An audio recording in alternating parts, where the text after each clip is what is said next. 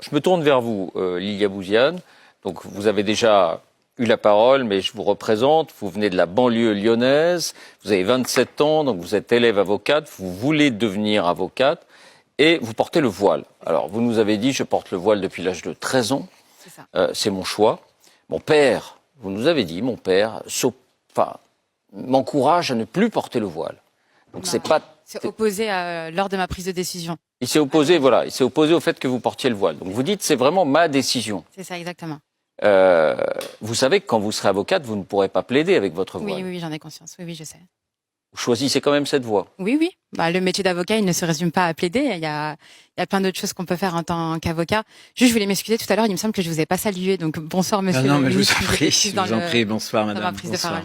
Donc, Bruno Retailleau, récemment, a dit le voile n'est pas une bonne chose sur les bancs de l'université. Il n'a pas dit qu'il voulait préparer une loi pour interdire le voile à l'université, mais il dit, de même que le voile, symbole religieux, mais peut-être déjà vous réagirez sur ce sujet, n'est pas admis dans l'enceinte de l'école, du collège, du lycée, ça devrait être la même chose à l'université, puisque c'est un lieu d'enseignement, de savoir. Oui.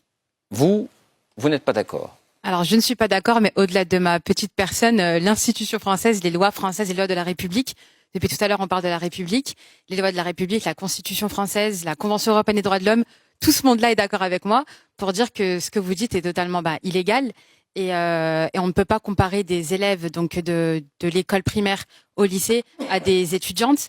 En fait, j'ai l'impression que vous utilisez la laïcité à des fins politiques, plus qu'un principe réellement juridique et républicain. Et moi, c'est ce qui m'inquiète. Et je me demande, parce qu'en fait, pour faire simple, la laïcité, c'est la neutralité de l'État et non des citoyens. Pour légiférer sur les élèves au sein des écoles, on a la loi de 2004. Soit. Mais pour tout ce qui concerne... Et vous la contestez, la loi de 2004? Absolument pas. D'accord. Absolument pas. Quand je vais aller à l'école, je retirais mon voile. Je me suis jamais opposée. Je n'ai jamais causé de problème par rapport à tout ça.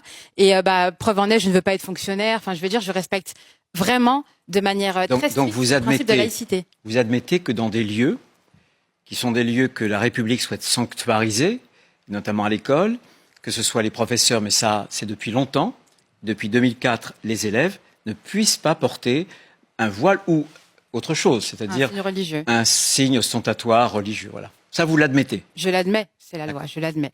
Je l'admets, mais ce que je... Et vous le regrettez? Vous l'admettez ou vous le regrettez? Je l'admets. Mais ensuite, j'ai pas étudié en profondeur la loi de 2004 pour avoir réellement un avis juridique là-dessus. Je sais qu'il y a beaucoup de professionnels du droit qui disent qu'au niveau de la laïcité, c'est pas très respectueux justement de ce principe-là. Ah si. Mais moi, en tant que ces professeurs de droit qui disent que la loi de 2004 ne respecte pas la laïcité se trompent. D'accord. Alors vous, du coup, vous avez raison quand vous affirmez que... Non, mais je vais vous expliquer. Vous avez raison, il y a des obstacles pour l'université. Non, il n'y a pas d'obstacle, c'est illégal. Vous avez raison. Non, je dis qu'il y a des obstacles. Pardon, est-ce que je vous ai coupé? Est-ce que vous souhaitiez... Oh, allez-y, on échangera. D'accord. Vous me dites que vous portez le voile, c'est une liberté, ce que je conçois très bien. Je pense que pour autant, le voile, pour les islamistes notamment, c'est un étendard. J'ai un ami qui est emprisonné en Algérie aujourd'hui, il est âgé, il a le cancer, il s'appelle Boualem Sansal. Boualem avait écrit un jour, il est algérien, il est de cette culture-là, et il avait dit, et il avait écrit, l'islamisme, c'est la victoire du voile. Je pense que le voile est utilisé pour dire, on n'est pas comme vous, et surtout, comme un signe de l'apartheid. De ceux qui croient en un Dieu, de ceux qui croient en un autre Dieu, ou peu importe. Je pense que le voile, c'est un signe qui sépare les hommes et les femmes, pour inférioriser les femmes. Vous dites, moi j'ai cette liberté, mais il y a tant de pays, les Iraniennes, qui se battent et qui sont punies gravement, parfois sur leur vie, parce qu'elles n'ont pas le droit, vous voyez, d'enlever leur voile.